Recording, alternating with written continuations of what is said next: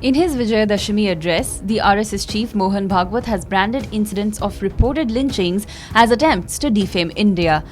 In a sharp rebuttal to claims that RSS encouraged and sheltered people involved in communal violence incidents, Bhagwat said that it was in fact the opposite, that the RSS quelled such situations.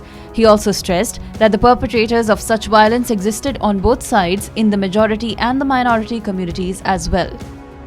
कि नागरिकता का पालन करना, नागरिक कानूनों की मर्यादा के अंदर रखना, नागरिक अनुशासन का पालन करना, ये देशभक्ति के प्रकटीकरण का एक रूप है और स्वतंत्र देश में उसी की आवश्यकता है।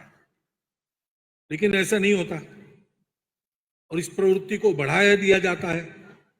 ये जो माया युद्ध, मंत्र युद्ध चला है, उसका सब स्तरों पर, बौद्धिक और सामाजिक स्तरों पर प्रतिकार करना पड़ेगा। हिंसा की प्रवृत्ति बढ़ती है तो ऐसे भी समाचार आए हैं कि एक समुदाय के लोगों ने दूसरे समुदाय के किसी व्यक्ति को इक्का दुक्का पकड़कर पीटा, मार डाला, कुछ किया, हमला किया। समाचार तो चल गए। यह भी ध्यान में आता है कि किसी एक ही समुदाय की ओर से दूसरे समुदाय पर होता है, ऐसा नहीं है,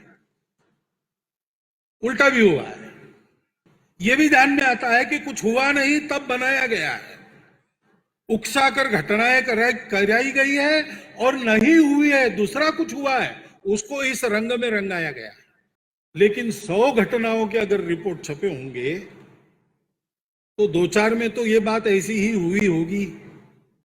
अब ये होना नहीं चाहिए, लेकिन ऐसी जो स्वार्थी शक्ति है वो इसको बड़ा उजागर करती है और दूसरे ढंग से उजागर करती है।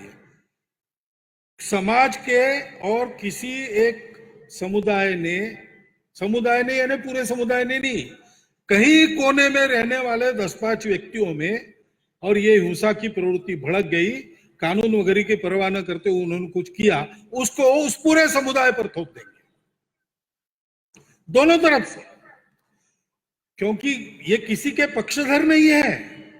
समाज के 2 समुदायों में आपस में झगड़ा हो, यही उनका हेतु है। He also said that words like lynchings were coined and used to report incidents of communal violence. He said lynching is not a tradition in India and that such words are found in foreign texts and are now being used to sully Indians. आज भी हमारे संविधान में भी कुछ ऐसा नहीं है। उदारता की हमारी परंपरा है, सबके स्वीकार की हमारी परंपरा है। यहाँ ऐसी बातें कभी हुई नहीं। जिन देशों में हुई वहां उनके लिए शब्द है। जैसे एक शब्द चला पिछले साल, लिंचिंग, ये क्या हमारे यहाँ होता था? कभी हुआ है? ये शब्द कहां से आए हैं? इसके संबंधित पुरानी कहानी तो एक बाहर जो धर्म ग्रंथ तैयार हुआ उससे मिलती है। उस धर्म से उसके कोई संबंध नहीं, लेकिन घटना